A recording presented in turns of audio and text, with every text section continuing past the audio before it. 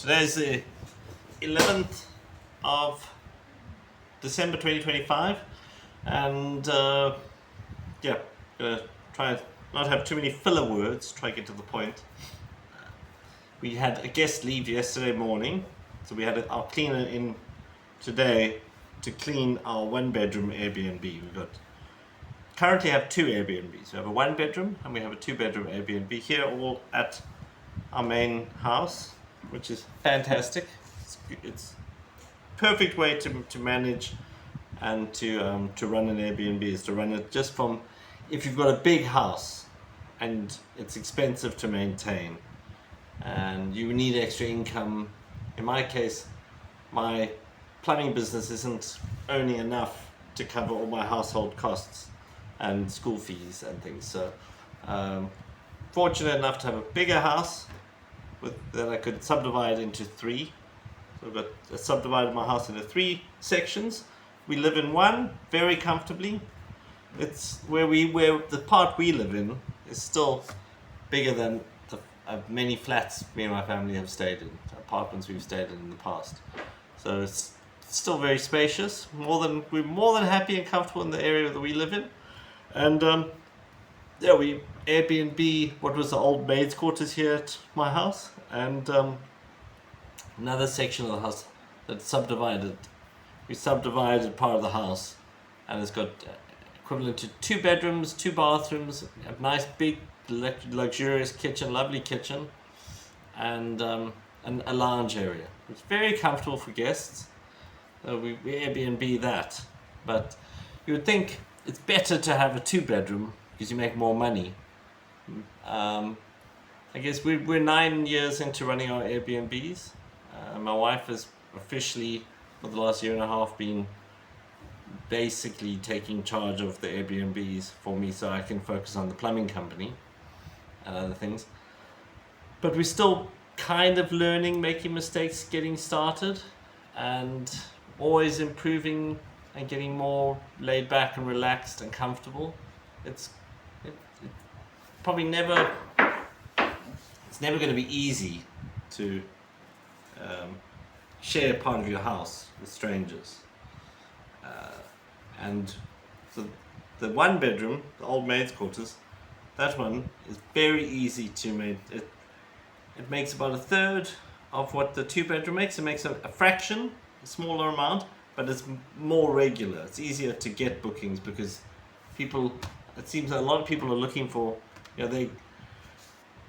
last minute booking, and they always want something affordable or cheap, it seems. So the people price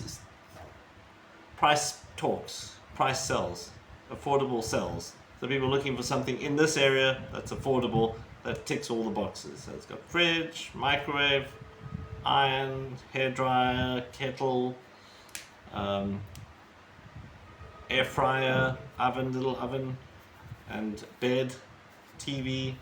We also have streaming. I must actually check that all the streaming channels are plugged in.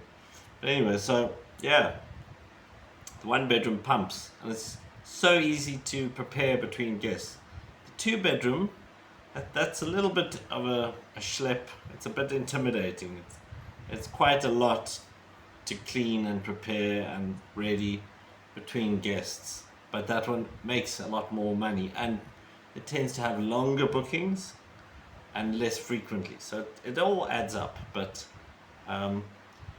it's completely and utterly worth the extra bother. It's very much not passive income. It's a full-time job, and it's a chore, and it's stressful, and things break and get stolen and need to be cleaned, and people need supervision and management. And currently our 2-bedroom had a long-term guest. One of the Airbnb guests, he booked last year during winter, and not last year. I'm already thinking it's 2026. This year during winter, he came to stay for 2 weeks, and then during the 2 weeks he said, he's not from Cape Town and he's still finding his feet, and how would we feel about him staying for 6 months? And I said, well, the most we ever book is 6 months. Normally it's 3 months, but he's a lovely He's a family man. He's a hard worker. He's away a lot. He's spotless, no issues ever. We have no problems with him. But we do miss going over there and checking it and maintaining it and doing upgrades and improvements and fixing things, because things do wear out and break. And it is a bit nerve-wracking now because he stayed with us 6.5, 7 months, and when he moves out, I'm gonna have to go across there and paint, maybe fix the couch, see what's missing in the kitchen, clean, and then we have another guest coming in 2 weeks' time, and she is staying for a week and a half, and we have very good reviews on our Airbnb, so we don't want to drop standards, but yeah, so that's where I'm at right now with the Airbnbs on the 11th of December. I am building another Airbnb here on the property. It's just the quotes I've gotten were exorbitant. They were crazy expensive quotes. But once I have 3 Airbnbs and the plumbing company and no debt, then I'm sure I will be making more than we're spending. We earn more than we spend, and then we can plan what do we want to do with the extra money. How do we want to invest it, or save, or what do maybe buy another property and Airbnb that as well. I don't know. That would be fantastic if I could do Airbnb as I would either doing YouTube professionally and getting paid well, or doing Airbnb and getting paid well. But I don't see myself ever not doing plumbing or running a plumbing company because it's very lucrative. There's good money.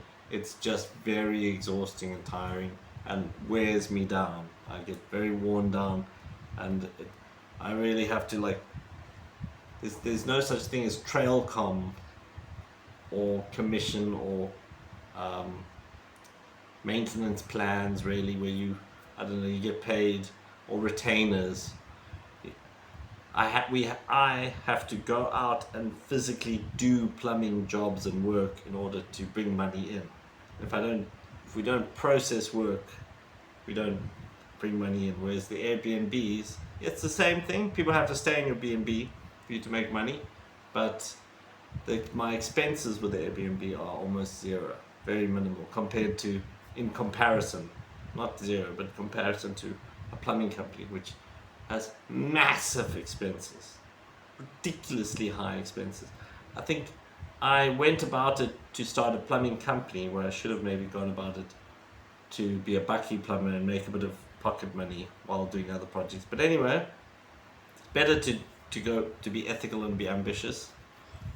But yeah, I don't know. If I went back in time, I would have minimal expenses. I wouldn't buy vehicles anyway.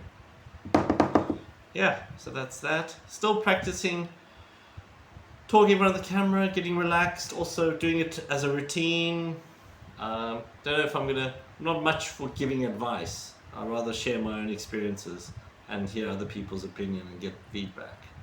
But yeah, still learning Airbnb. Yeah, that's it. Enough said. Okay, thank you. Gonna post. Thanks.